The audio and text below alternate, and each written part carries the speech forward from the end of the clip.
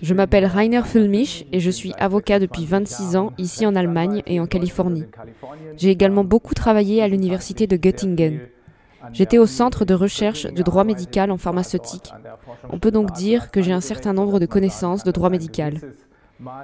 Mais j'ai décidé plus tard de sortir de cette niche sur le droit des médicaments pour faire autre chose et je me suis occupé de la protection des consommateurs, principalement contre les actions frauduleuses des grands groupes.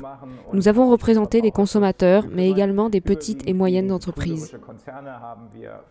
Nos derniers adversaires étaient et sont toujours la Deutsche Bank, que je considère comme la société la plus corrompue et la plus détraquée au monde. Mais il y a probablement eu pire. Nous pouvons le constater maintenant.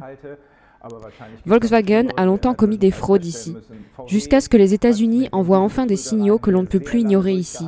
Et ensuite, la Cour fédérale de justice est intervenue un peu, même si ce n'était pas assez, mais un peu quand même. Et enfin, avec mon cabinet d'avocats, nous avons toujours affaire à la plus grande société de transport de marchandises au monde, c'est-à-dire Kuehne & Nagel. Ils sont accusés de verser des millions en pots de vin et je crains que nous n'ayons vu que la partie émergée de l'iceberg.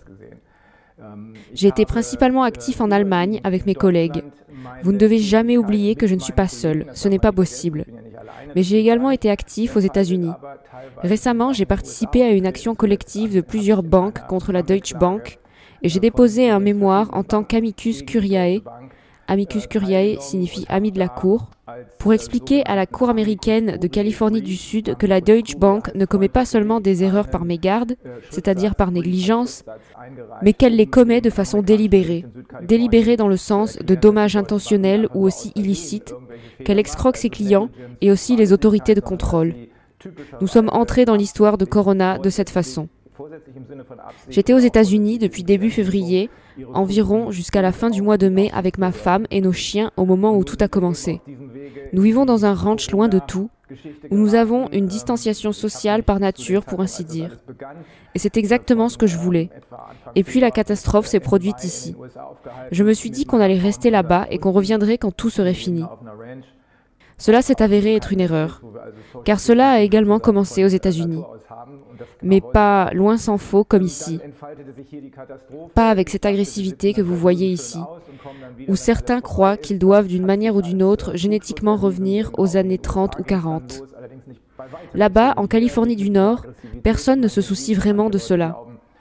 Donc quand vous allez faire les courses, eh bien, vous allez faire vos courses. Je me suis décidé à rentrer, car ma femme a un peu insisté pour rentrer en ramenant nos chiens, parce que nous ne savions toujours pas quand nous pourrons y retourner. J'ai décidé de rentrer pour m'intéresser au coronavirus. Grâce à mon ami Wolfgang Wodarg, qui m'a très bien informé sur le fait qu'il existait une sorte de réédition de la grippe porcine d'il y a 12 ans, j'ai pris contact avec des gens, des experts, qui sont vraiment des scientifiques, contrairement à M. Drosten ou M. Wheeler ou M. Tedros. C'est alors que je me suis rendu compte qu'il s'agissait de quelque chose qui n'avait rien à voir, en tout cas vraisemblablement, avec la santé. Et je suis revenu pour fonder la commission Corona de Berlin. Monsieur Wodarg m'a présenté Madame Viviane Fischer qui, je crois, en mars environ, avait lancé une pétition pour une étude de base qui a été signée par 85 000 personnes. Et puis j'ai pris 2 de mes anciens collègues du temps où je travaillais à Transparency International. C'est une ONG qui lutte contre la corruption. Ils sont issus du groupe de travail Justice. Et c'est là que la boucle s'est pratiquement bouclée.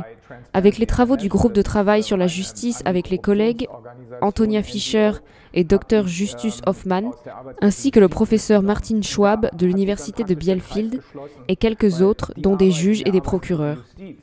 Ce travail était donc important et, pour ainsi dire, nous prépare à ce que nous faisons maintenant. Parce que nous pouvons voir ici, dans la crise du corona, entre-temps on devrait plutôt dire le scandale du corona, que les déséquilibres, pour s'exprimer de façon prudente, qui existent tant sur le plan politique que sur le plan économique et qui s'étendent en partie au domaine judiciaire, se reflètent également dans le corona ou dans les fondements du corona. Dans le cadre de nos travaux, le groupe de travail sur la justice s'appelle maintenant ADUR, Action démocratique et État de droit. Nous avons quitté Transparency International, car il y a là aussi le soupçon que les grands groupes, dont il est question ici, règnent en maître. Nous avons donc remarqué que chaque fois que vous représentez des consommateurs ou des petites et moyennes entreprises contre de grands acteurs puissants, tels que Volkswagen, la Deutsche Bank ou même Kuhn & Nagel, il y a jusque dans les tribunaux une certaine révérence, une certaine obéissance à l'autorité à l'égard de ces entreprises privées. Ce pouvoir politique ou économique peut être ressenti jusqu'au niveau des tribunaux. Cela ne peut être et ne doit être généralisé.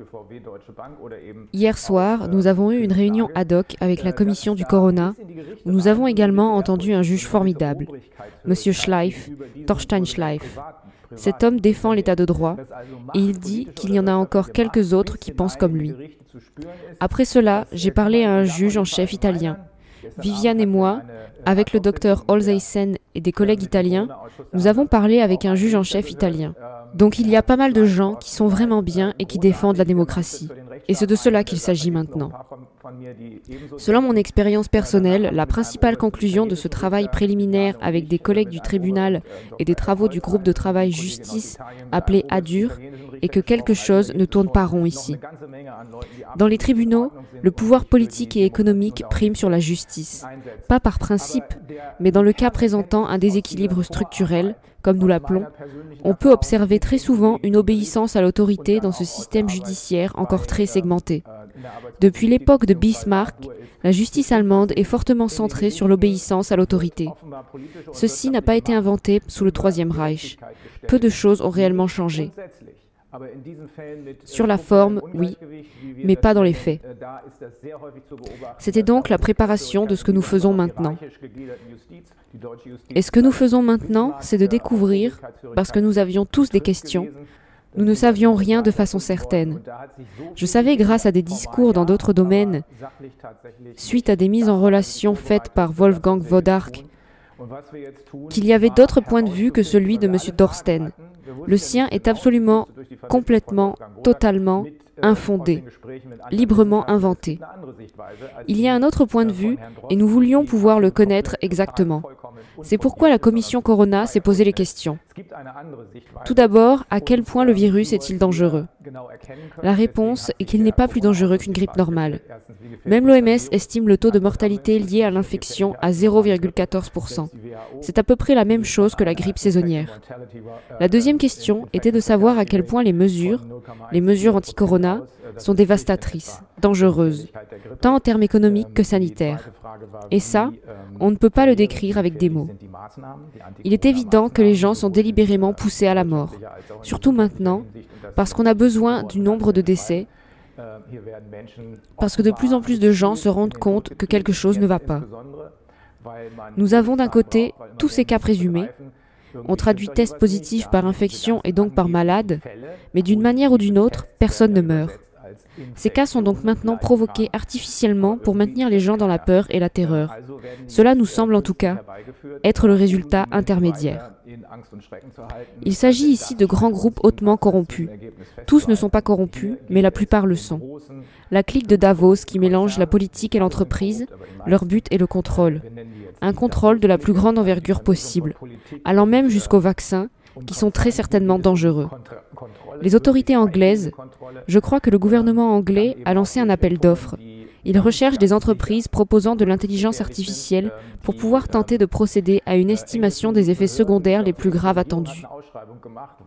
Ainsi, quiconque se fait vacciner et ne s'y oppose pas doit s'attendre à tout, y compris au fait qu'il n'y survivra pas, ou qu'il sera stérilisé, ou que, de toute façon, il devra faire face à la prochaine vraie vague de grippe, et qu'en raison de l'affaiblissement causé par la vaccination, son corps devra par exemple affronter une tempête physiologique qui pourrait le tuer. Ces messages d'horreur n'auraient donc pas pu être rendus publics lorsque nous avons commencé le 10 juillet.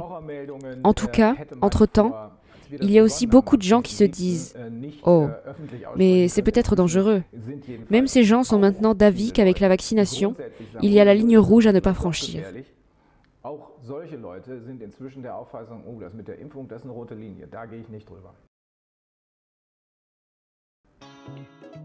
Dans quel état est la justice actuellement?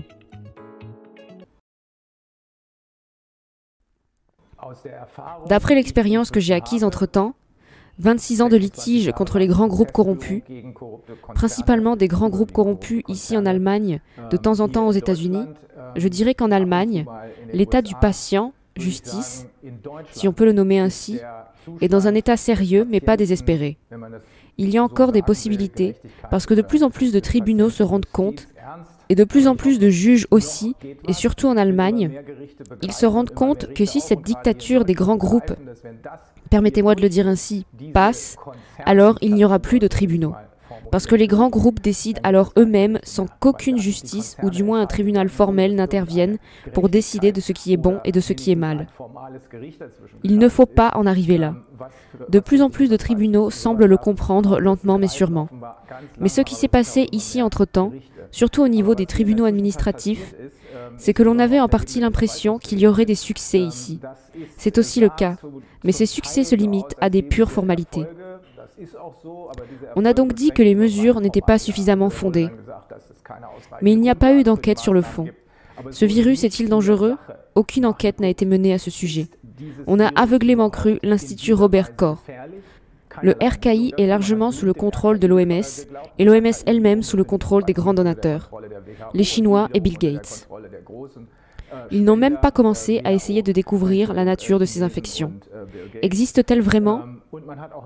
Ou bien ces soi-disant nombres de cas sont-ils uniquement basés sur le tristement célèbre test de M. Drosten? Maintenant tristement célèbre parce que 22 vrais scientifiques respectés dans le monde entier ont produit ce qu'on appelle un papier de rétractation. Ils ont examiné le document sur lequel était basé le test de Drosten et ils ont déclaré qu'il ne s'agit pas seulement d'erreurs scientifiques dues à la négligence. C'est si grossièrement faux qu'on ne peut que supposer que c'était délibéré afin de créer autant de faux positifs que possible. C'est-à-dire créer le plus de cas possible. Car pour le public, un test positif, même si 97% ou plus sont des faux positifs, un test positif est traduit comme une infection ou même une maladie. Le deuxième sujet, il faudrait aussi que cela soit examiné dans les tribunaux. Nous le faisons maintenant auprès des tribunaux civils, parce que je ne pense pas que nous puissions compter sur les tribunaux administratifs. On les appelle, c'est un vieux dicton dans la jurisprudence, on les appelle des tribunaux administratifs parce qu'ils font ce que l'administration veut. Nous devons clarifier cela auprès des tribunaux civils. Le deuxième sujet est également une intervention de M. Drosten avec un autre article, qu'il y aurait des infections asymptomatiques, de sorte que toute personne que nous rencontrons qui est complètement asymptomatique, qui a donc l'air en bonne santé, et selon les normes existantes est également en bonne santé, n'a pas de symptômes et ne va pas chez le médecin, est considérée comme saine, que toute personne qui se promène sans symptômes est peut-être infectée. C'est pourquoi il faut avoir peur de tout le monde. C'est pourquoi il faut mettre des masques pour se protéger et protéger les autres. Mais tout cela, tout d'abord, y a-t-il des infections asymptomatiques? Il n'y en a pas. Une nouvelle étude de Wuhan vient de le démontrer. Et même les protagonistes qui veulent soutenir la dictature des grands groupes, même Fauci, l'équivalent américain, scientifiquement peut-être, mais un peu plus important que M. Drosten, même Fauci dit que Drosten, que même si cela existe, cela ne pèse en aucun cas dans l'événement infectieux. Mais cette question n'a pas encore été abordée dans un seul tribunal, sauf au Portugal, où une cour d'appel a confirmé une décision de première instance, affirmant que ces tests PCR ne peuvent pas détecter les infections. Ils ne peuvent pas le faire. D'ailleurs, parce qu'ils ne peuvent pas distinguer entre la matière morte et la matière vivante, donc même si ce test est fait correctement, il peut détecter qu'il y a un fragment, une fraction de virus. Mais il ne peut pas détecter si c'est une maladie qui a été vaincue depuis longtemps. Donc, il y a aussi des restes, c'est-à-dire la lutte du propre système immunitaire du corps contre un certain rhume. Il ne les reconnaît pas. Est-ce quelque chose de contagieux ou non? Parce qu'infection signifie selon les conventions que quelqu'un est tellement malade, tellement infecté, qu'il peut infecter d'autres personnes, et cela ne fonctionne pas tant que le système immunitaire de l'organisme peut faire face. Ce n'est que lorsque le virus a pénétré dans les cellules, et à partir de là qu'il se multiplie, se réplique, que l'on peut parler de contagion, et c'est la définition même de l'infection. Tout cela n'a été fait jusqu'à présent que par les Portugais qui, et c'est là un très grand signal d'alarme, font maintenant l'objet d'une enquête disciplinaire. Cela signifie donc que ces dictatures des grands groupes que nous devons combattre, et c'est maintenant aussi de détruire l'état de droit, et nous allons les en empêcher. L'Association internationale des juges a été informée hier par la conversation que nous avons eue avec le juge italien, et nous allons également travailler au niveau international avec nos collègues autour de Bobby Kennedy, autour des Australiens, des Canadiens. Nous allons appeler la communauté juridique dans son ensemble à intervenir ici immédiatement, parce que sinon, elle va être abolie si elle ne protège pas ici.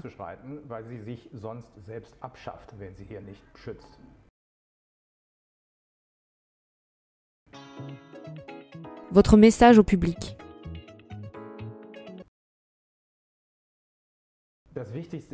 Le plus important est d'obtenir des informations, d'essayer de se faire une idée de ce qui se passe réellement.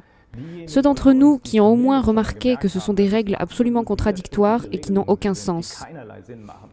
Ici, par exemple, à l'hôtel, j'ai le droit de m'asseoir et ensuite je peux manger sans masque. Dans le train, j'avais le droit de m'asseoir et de manger au restaurant sans masque. Entre-temps, ils les ont fermés. Dans les compartiments, je devrais porter un masque. Les personnes qui sont d'une même famille doivent porter des masques à l'extérieur si elles sont ensemble avec plusieurs personnes. Donc c'est une folie sans fin. Donc ceux qui se posent ces questions de toute façon devraient aussi aller plus loin et essayer d'avoir une vue d'ensemble. Ne pas avoir peur de voir au pire une image des plus désagréables. Parce que celui qui ne sait pas dans quoi il s'engage ou ce à quoi il va devoir faire face ne peut pas s'en protéger. Il rentre dans les douches parce qu'il pense que c'est des douches, alors que ce ne sont pas du tout des douches. Nous avons remarqué que l'imbrication de la politique et des grands groupes remonte probablement aux 30 dernières années. Nous pouvons en tout cas remonter avec exactitude sur les 10 dernières années. Ça se passe à travers la clique Davos, comme je l'appelle, c'est-à-dire les grands groupes qui se réunissent régulièrement à Davos dans le cadre de ce forum économique mondial. C'est une association privée, soit dit en passant. L'un ou l'autre pense qu'il s'agit d'une structure supranationale, étatique. Non, ce n'est pas le cas. C'est une association purement privée qui a été utilisée par des entreprises pour prendre le contrôle de la politique. On y rencontre l'élite politique autoproclamée, principalement des ratés, qui n'ont pas réussi dans leurs ministères locaux. On y voit quelques personnages aussi en Allemagne. On voit par exemple Frau von der Leyen, qui a échoué dans tous les ministères et qui est soudainement poussée, propulsée à un poste par ces élites d'entreprise, comme on peut le supposer. Elle est maintenant, Dieu le sait, à un poste bien au-dessus de ce qu'elle est capable de gérer. Mais il y a d'autres exemples de ce type. Ainsi, ces élites de grands groupes, qui, pendant des décennies, du moins au cours des 10 dernières années, ont essayé de contrôler la politique, ont largement réussi. C'est pourquoi nous avons maintenant, contrairement à il y a 30 ans, du moins je ne vois aucun politicien qui vaut la peine d'être salué, qui pourrait être comparé à Helmut Schmidt ou à d'autres politiciens bien connus de l'époque. De mon point de vue, de notre point de vue, ce sont vraiment des marionnettes qui sont manipulées par des personnes complètement différentes. Et vous devez réaliser, vous pouvez le vérifier, vous pouvez trouver des informations à ce sujet. Certainement pas dans les médias mainstream, mais vous pouvez trouver des informations sur le net. Il existe aussi des livres à ce sujet. Certains nous ont avertis depuis longtemps. Il faut comprendre cela pour savoir à qui on a affaire et où nous allons. Car le résultat de cette consanguinité depuis des années, je tiens à le dire depuis des décennies, est que nous avons affaire ici à certains grands groupes, à de nombreux grands groupes, pas seulement allemands, qui pillent les contribuables du monde entier depuis des décennies. La Deutsche Bank est un exemple remarquable ou un exemple horrible. Elle n'a laissé aucune fraude de côté. Manipulation des prix de l'or et de l'argent, blanchiment d'argent en Russie, financement de biens immobiliers frauduleux, financement de la pédophilie de M. Epstein. Il n'y a rien qu'elle n'ait oublié. Elle devrait être liquidée maintenant. Pourquoi est-elle encore en vie? À cause de ces structures de pouvoir bien ancrées, qui font partie de la, je le répète, de la clique de Davos. Tout le système menaçait d'imploser. Il aurait implosé. Tout ce système économique aurait implosé. Comme il y a 10 ans, pendant la crise financière et économique. Les gens l'ont absorbé, ou ont essayé de l'absorber, en faisant tourner la planche à billets. C'est un non-sens. Tout citoyen normal devrait le savoir. Vous n'avez pas besoin d'étudier l'économie pour cela. Si je n'ai pas d'argent et que j'en imprime, c'est comme au Monopoly. Ça ne peut pas bien se terminer. Donc la deuxième fois maintenant, ça n'aurait pas pu être rattrapé, car la population aurait reconnu les responsables, à savoir cette clique de Davos et quelques fous de la Silicon Valley, qui en plus inventent des affabulations sur le transhumanisme et des trucs du genre. Mais cette fois-ci, ils auraient été tenus pour responsables. C'est la raison pour laquelle, selon nous, surtout après les entretiens d'hier avec les juges, l'un d'entre eux a enquêté sur la mafia pendant des années. C'est la raison pour laquelle, selon nous, ils ont maintenant recours au corona, c'est-à-dire détourner l'attention de cet échec total de la clique de Davos et des fous de la Silicon Valley.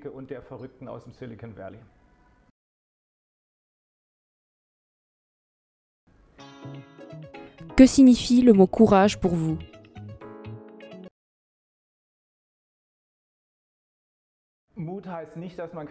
Le courage ne signifie pas qu'on n'a pas le droit d'avoir peur. Le courage signifie qu'on regarde les choses en face pour avoir une image claire et ensuite on prend des décisions. Le contraire, c'est la lâcheté, dans le sens de fermer les yeux, préférer ne pas savoir, faire ce que le chef ordonne. Ça revient à ça. Pour beaucoup de gens, il est probablement plus facile de réagir au lieu de penser par eux-mêmes et de vérifier ce qui se passe, afin de pouvoir ensuite agir par eux-mêmes ou de remettre les choses en question. Surtout ici. C'est aussi incompréhensible, parce qu'on a délibérément semé la panique ici pour empêcher les gens de poser des questions. Mais cela ne fonctionne pas avec tout le monde. De toute façon, il y a toujours des gens, ceux qui coopèrent entre eux ici, la communauté juridique internationale, mais aussi les médecins qui coopèrent entre eux au niveau international, et les scientifiques qui viennent de faire exploser ce fameux article de Drosten. Ce sont des communautés qui ne peuvent pas être contrôlées de toute façon, parce qu'elles ne veulent pas que quelqu'un leur enlève leurs propres opinions. Elles veulent se faire leur propre opinion, tout comme nous quand nous avons commencé cette commission sur le corona. Parce que nous avons reconnu que quelque chose n'allait pas, et beaucoup d'autres citoyens normaux l'avaient également reconnu. Nous ne savions pas ce qui se passait vraiment ici. Sinon, nous n'aurions pas eu à former cette commission. Mais depuis le 10 juillet, nous avons essayé de nous faire notre propre idée en interrogeant des scientifiques, des médecins, des économistes et des juristes internationaux, et je pense que nous pouvons dire que nous avons l'image la plus complète au monde, parce que tous nos collègues se réfèrent aux éléments, aux faits que nous avons établis. Bizarrement, nous n'avons eu aucun problème pour rentrer en contact avec les spécialistes appropriés. Nous avons par exemple eu le docteur Mike Yeadon, un véritable poids lourd de l'ancienne industrie pharmaceutique.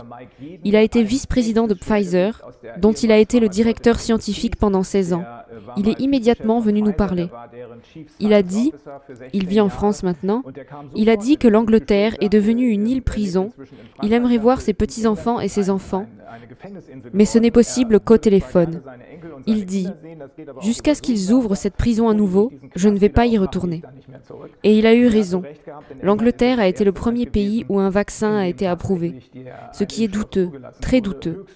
L'Angleterre est aussi le pays qui a dit dans le même souffle « Oh, nous avons besoin de l'intelligence artificielle pour pouvoir faire une estimation des conséquences les plus graves attendues. » Je viens d'entendre ce matin qu'en Roumanie, lorsque les vaccins sont administrés, on souligne expressément qu'il s'agit de quelque chose d'expérimental. Celui qui participe alors, on se demande pourquoi. Le courage, c'est de regarder les choses dans les yeux, puis de décider et d'agir, et non de s'asseoir dans un coin de table et de trembler. Cela signifie que nous devons nous mettre en rapport avec des personnes qui sont capables d'agir, qui ont les idées claires et qui gardent leurs nerfs. C'est ce que nous faisons, et dans le monde entier, ça devient de plus en plus grand.